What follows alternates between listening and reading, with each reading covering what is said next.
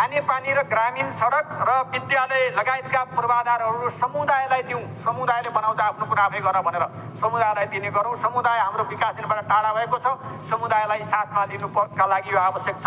उनको योजना, उनको सहभागिता जरुरी छ।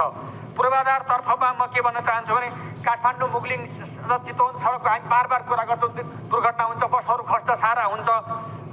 एउटा कुरा म फेरि यहाँ आज फेरि अर्कोचोटि दोहोऱ्याएर भन्न के चाहन्छु भने 53 मिनेटमा चितवनको टाढीमा पुगिने गरी मैले नै डिपिआर गर्न लगाएर लगानी बोर्डलाई हस्तान्तरण गरेको एउटा रिपोर्ट छ। त्यो हेरेर त्यो कुरा बजेट हाल्नु पर्दैन, नीतिमा ल्याउनुहोस् र त्यसमा कुनै लगानीकर्तालाई टोल उठाएर त्यसको पैसा तिर्ने गरी दिनुभयो भने 53 मिनेटमा चन्द्रगिरीको मुनिबाट सिधै थाहा हुँदै चितवन पुग्ने एउटा बाटो 53 मिनेटमा जाने बन्छ। त्यो बनाऊ। तन्जमी लिमी भ्याली आजको महत्त्वपूर्ण कुरा हो। लिमी भ्यालीमा 50औं लाख मान्छे जान चाहन्छन्। त्यहीँबाट कैलाश दर्शन गर्न सकिन्छ, मानसरोवर दर्शन गर्न सकिन्छ।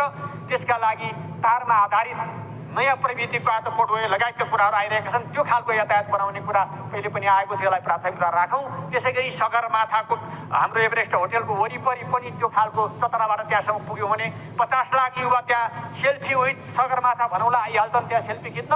र लिमी भ्यालीमा 50 लाख 1 करोड पर्यटन यही इन्डियाबाट मात्रै, हाम्रो छिमेकी मुलुकबाट मात्रै आउँछन्। त्यस कारणले त्यता रुकुमको स्थानीय तहको सरकारले मिलेर एउटा कम्पनी बनाएर हाइड्रो बनाउँदैछ, वार्षिक 10 करोड आम्दानी हुने गरी। त्यसको लागि स्वीकृति भएको ऋण रोकिएको छ। ऋण त्यसलाई नरोकौँ, त्यो एउटा मोडेल बन्न सक्छ।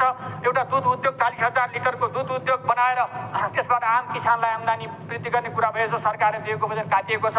यस्तो कुरा गर्दा बजेट बनाएर पनि के गर्नु, बनाएको बजेट काट्ने परिस्थिति प्रचलन जो छ त्यसले गर्दाखेरि समस्या पैदा भएको छ। त्यस कारणले अरू तपाईँको राम्रो छ।